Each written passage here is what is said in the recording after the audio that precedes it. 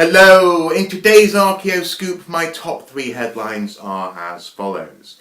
Headline number 1 comes from the Vyne Tudor house in Hampshire, where it seems that the One Ring has been found.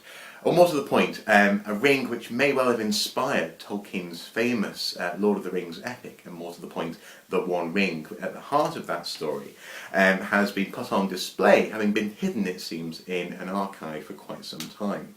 Originally found in the late 1700s in a farmer's field, this ring was brought to Tolkien's attention in 1929 by the venerable Sir Mortimer Wheeler, archaeologist extraordinaire.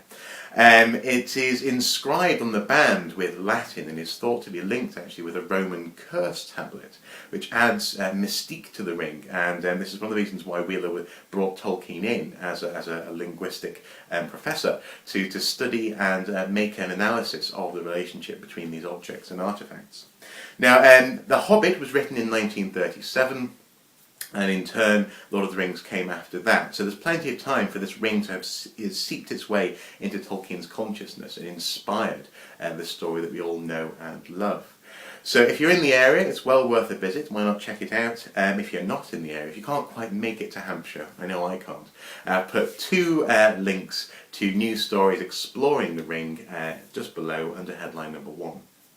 Headline number 2 is with regards to the vivid Mayan blue, a colour which seemingly never fades. They painted, it seems, almost everything with it in one way or another, maybe even painted bodies to be sacrificed with this colour. And for a long time, scientists and chemists and archaeologists have been trying to figure out just how on earth this wonderful, unfading blue colour was manufactured. We know that one of the ingredients was indigo, a plant-based dye used to colour denim, for one thing, and another ingredient being, I'll have to make sure I get this right, palygorskite, which is a type of clay. Now, this news story, it says that they have deciphered the recipe, but actually what they've done is they found that there's another element to the recipe, and that is dihydroindigo, which is formed when indigo is heated, presumably by the name, when water is removed from it. It's actually got a slight yellow tint, and this hints at the idea that perhaps by varying the heat, Mayan specialists are able actually to vary the hue of the paint itself.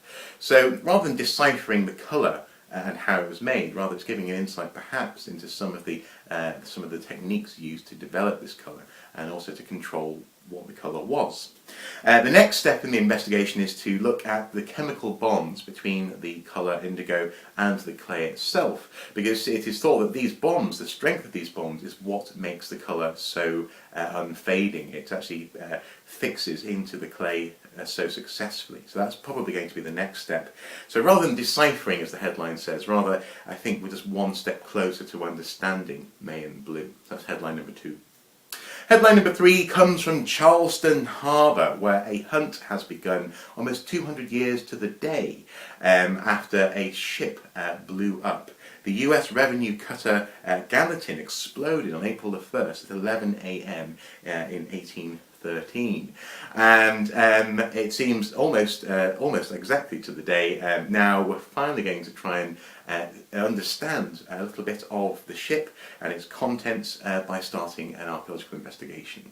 Initially there's going to be a side scan sonar rig, just looking for anomalies in the water, and then divers may be sent down as well. The goal is to try and understand a little bit more of the 1812 war through the artefacts which may or may not be recovered. Now, for those of you who may feel a little bit uncomfortable with this, after all, some people did die when the explosion occurred, there's already been a memorial service held to honour those who lost their life. But essentially it seems that an accident caused this ship to explode in 1813. Someone possibly caused a spark a little bit too close to a powder magazine, and the whole thing went up. Nonetheless, this could be very interesting, and it sounds like an intriguing, closed, focused project happening in the harbour. So if you want to read more about this, check out headline number 3.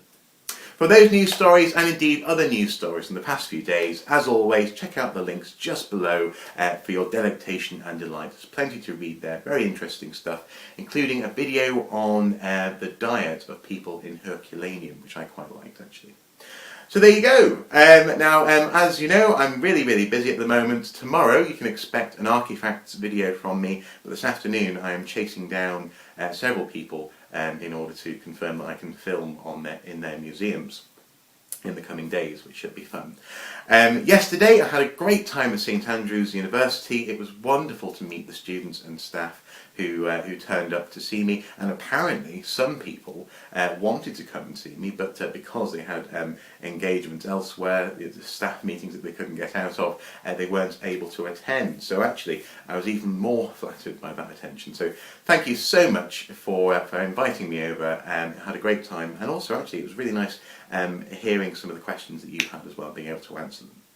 So there you go. Until next time, guys, take care. Read the news stories below. And as I say, thank you very much for your patience throughout April. I am so busy this month.